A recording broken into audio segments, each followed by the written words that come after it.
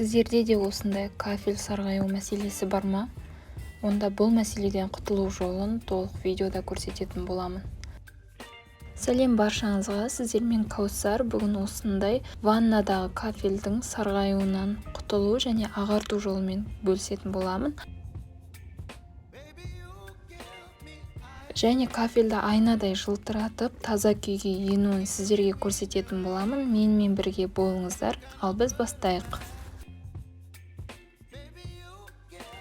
Ең алдымен тазалағыш құралдарымызды дайындаймыз. Керек заттарды астына описание бөліміне жазамын. Осындай кір сабынды үккіштен өткізіп аламыз. Көп керек емес, шамамен біраз қасық шығарамыз.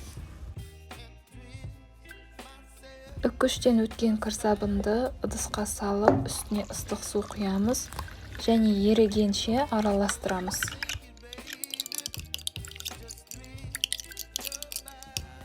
Шұңғыл ыдысқа жылы су құйып, біраз қасық лимон қышқылын саламыз. Суымыздың мөлшері жарты литр, яғни 0,5 көлемінде.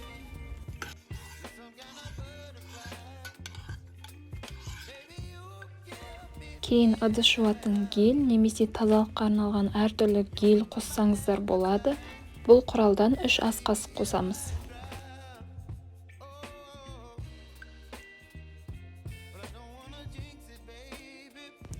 Жақсылап араластырып, үстіне жаңағы еріген сабынымызды құямыз.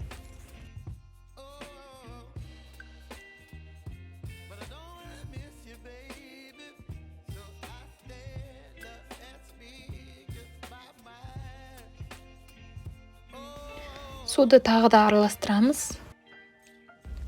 Бізде шамамен осындай масса шығу керек. Енді осы суды осындай бөтелкеге құямыз, яғни пульверизаторға құйып кафельге шашуға дайындаймыз. Енді тазалауға кірісеміз. Кафельге жаңағы массамызды шашып, губкамен немесе щеткамен ысқылап жуамыз.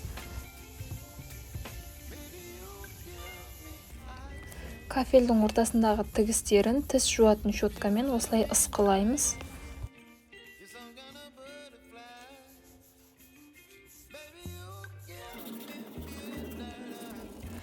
Тазалап болған соң, сулы шүберекпен сүртіп аламыз.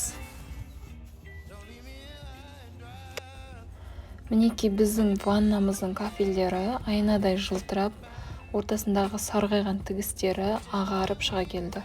Ысқылау барысында әрине аздаған күшті талап етеді, бірақ тез кетіреді.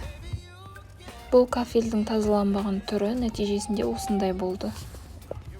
Сіздерге бүгін пайдам тиді деп ойлаймын.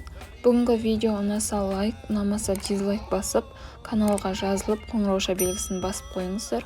Келесі видеоны жіберіп алмаңыздар. Келесі видеода кездескенше сау болыңыздар.